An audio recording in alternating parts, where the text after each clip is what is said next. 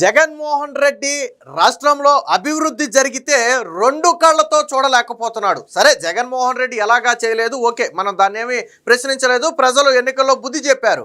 కానీ ఇప్పుడు కూటమి ప్రభుత్వం అభివృద్ధి చేసినా కానీ జగన్మోహన్ రెడ్డి కుదరట్లేదు. గతంలో టీసీఎస్, కాగ్నిజెంట్ లాంటి వాటికి ఆ భూములు ఇస్తేనేమో జడా శ్రావణ్ కుమార్ చేత కోర్టులో పిల్లు వేయించాడు. తర్వాత రహేజా, సత్య వంటి కంపెనీలకు భూములు ఇచ్చే ప్రయత్నం చేసి ప్రోత్సాహకాలు ఇస్తే పొన్నవోలు సుధాకర్ రెడ్డితో పిల్లు వేయించాడు. ఇప్పుడు తాజాగా ప్రపంచమే మన వైపు చూస్తున్నటువంటి గూగుల్ డేటా సెంటర్, $15 బిలియన్ వస్తున్నటువంటి గూగుల్ డేటా సెంటర్కి జగన్మోహన్ రెడ్డి మళ్ళీ మోకాలు అడ్డటం కోసం తన ఎంపీ గురుమూర్తి చేత మరొక పిల్లు వేయించాడు. దీని మీద హైకోర్టు ఒక రకంగా నిన్న సీరియస్ అయింది.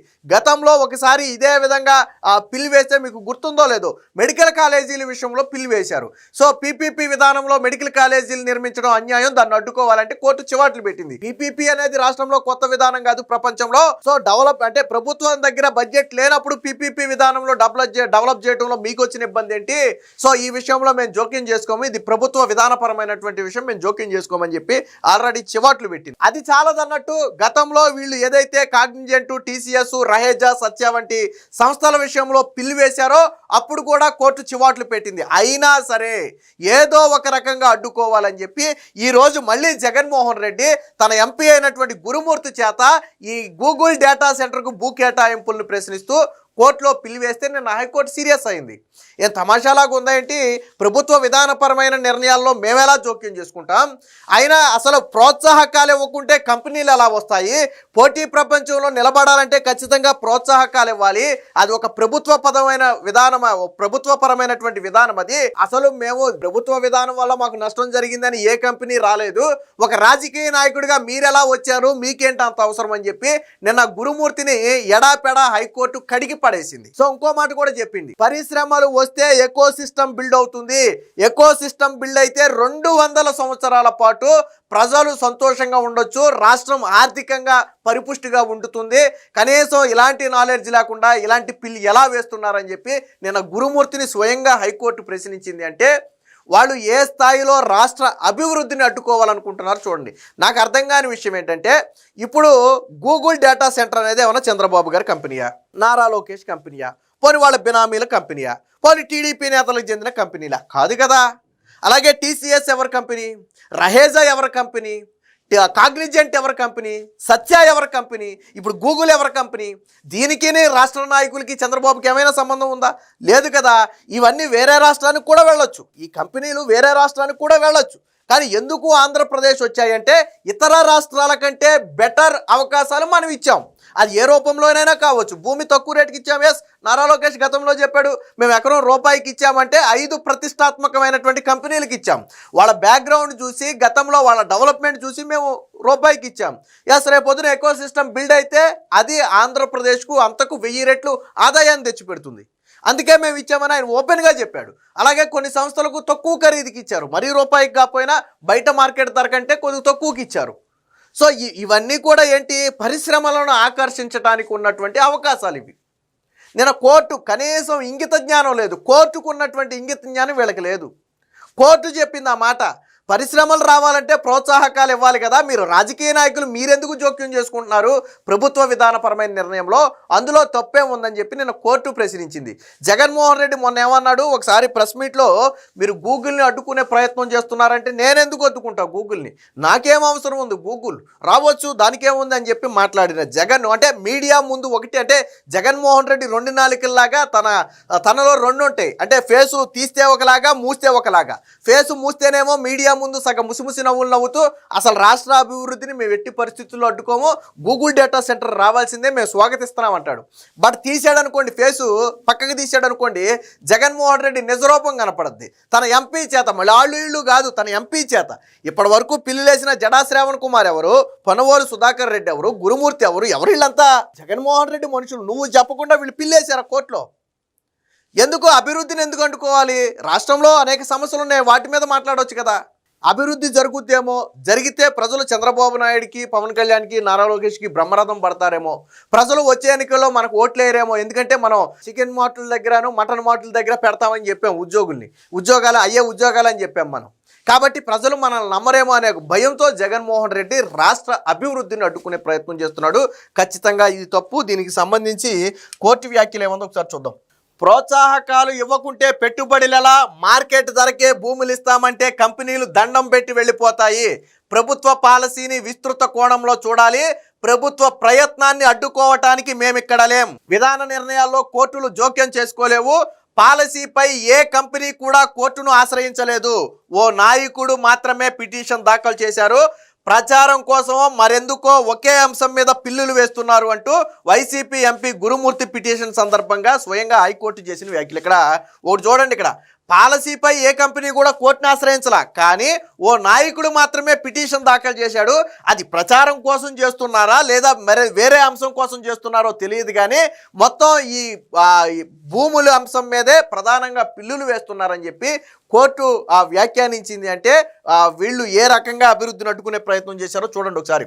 రాష్ట్రంలో ఐటీ పారిశ్రామిక రంగాలను ప్రోత్సహించడం కోసం రాష్ట్ర ప్రభుత్వం తీసుకొచ్చిన పాలసీలను విస్తృత కోణంలో చూడాలని హైకోర్టు ధర్మాసనం సూచించింది. ప్రపంచ దేశాలు పక్క రాష్ట్రాలతో పోటీని తట్టుకొని పెట్టుబడులు రాబట్టాలంటే ప్రోత్సాహకాలు ఇవ్వకుండా ఎవరు ముందుకు వస్తారని పిటిషనర్ అయినటువంటి వైసీపీ ఎంపీ గురుమూర్తిని సూటిగా హైకోర్టు ప్రశ్నించింది. పోటీ ప్రపంచంలో మార్కెట్ ధరకు మాత్రమే భూములు ఇస్తామంటే కంపెనీలు దండం పెట్టి అనుకూల ప్రాంతాలకు వెళ్ళిపోతాయని పేర్కొంది. పక్క రాష్ట్రాలతో పోటీ పడి రాష్ట్రం అభివృద్ధి చెందాలి అంటే, పెద్ద ఎత్తున పెట్టుబడులు రావాలి అంటే ఇతర రాష్ట్రాల కంటే మెరుగైన ప్రోత్సాహకాలు ఖచ్చితంగా ఇవ్వాలి. దీన్ని విస్తృత కోణంలో చూడాలి తప్ప రాజకీయ కోణంలో చూడొద్దు. ఈరోజు వచ్చే పెట్టుబడులు, పరిశ్రమలు 200 ఏళ్ల పాటు రాష్ట్రానికి శ్రీరామ రక్షగా ఉంటాయి. ఆ కోణంలో ఆలోచించాలి. ఇంతకీ అసలు ఏ పరిశ్రమ కూడా మాకు నష్టం జరిగిందని రాలా. అసలు పరిశ్రమలు పెట్టేవాళ్ళు బాగానే ఉన్నారు, కానీ పరిశ్రమలతో సంబంధం లేని వీళ్ళు మాత్రం పిటిషన్లు వేస్తున్నారు. ఒక రాజకీయ నాయకుడికి ఏంటి సంబంధం అన్నట్టుగా నిన్న హైకోర్టు ప్రశ్నించింది. దీనికి సంబంధించిన మరొక వార్త కూడా చూద్దాం. నిన్న హైకోర్టు చేసిన వ్యాఖ్యలు ఇక్కడ ఒకసారి చూడొచ్చు. ప్రభుత్వ ప్రయత్నాలను అడ్డుకోవడానికి మేము ఇక్కడ లేము. కంపెనీలకు ఇచ్చే ప్రోత్సాహకాల్లో వ్యత్యాసాలు ఉండొచ్చు. దాని ఆధారంగా చేసుకుని మొత్తం అభివృద్ధిని అడ్డుకోవడం సరికాదు. ప్రభుత్వ పాలసీతో ఐటీ ఎకో సిస్టమ్ అభివృద్ధి చెందితే వచ్చే 200 సంవత్సరాల పాటు ఆ ప్రయోజనాలను రాష్ట్ర ప్రజలు అనుభవిస్తారు.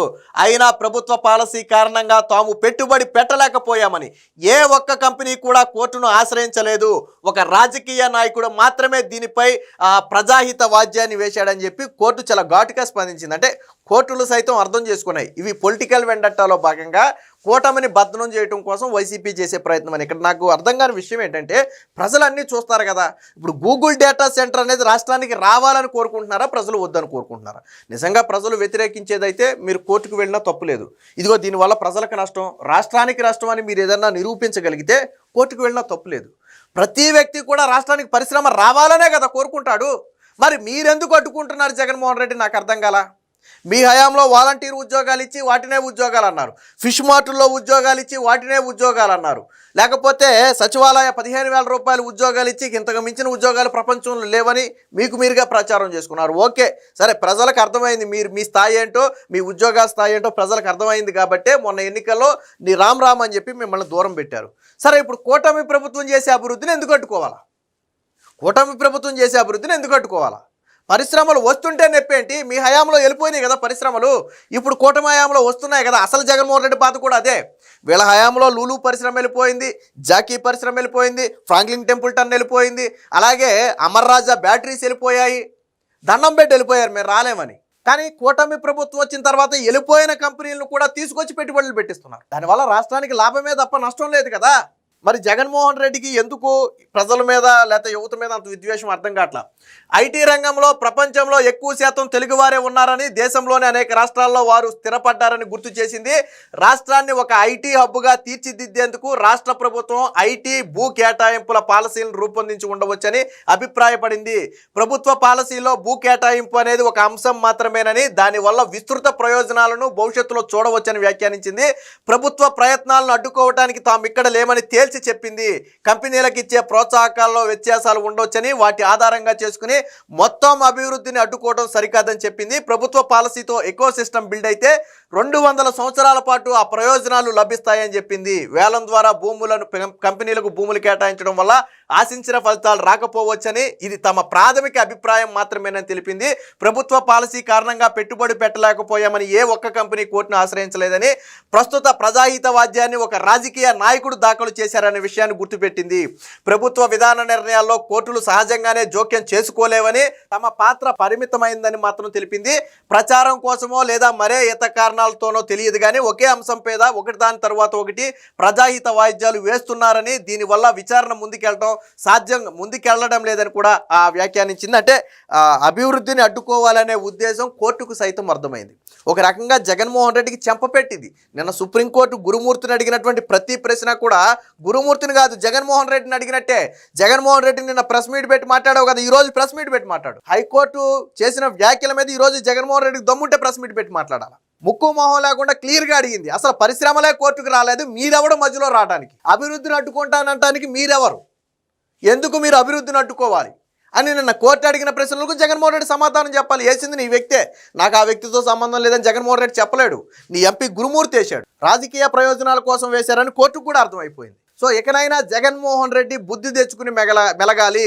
ఖచ్చితంగా జగన్మోహన్ రెడ్డి ఎన్ని కుట్రలు కుతంత్రాలు పన్నినా రాష్ట్ర అభివృద్ధి అనేది ఆగదు. రాష్ట్రం ఒకటికి పరిశ్రమలు వస్తూనే ఉంటాయి, రాష్ట్ర అభివృద్ధి అనేది జరుగుతూనే ఉంటుంది.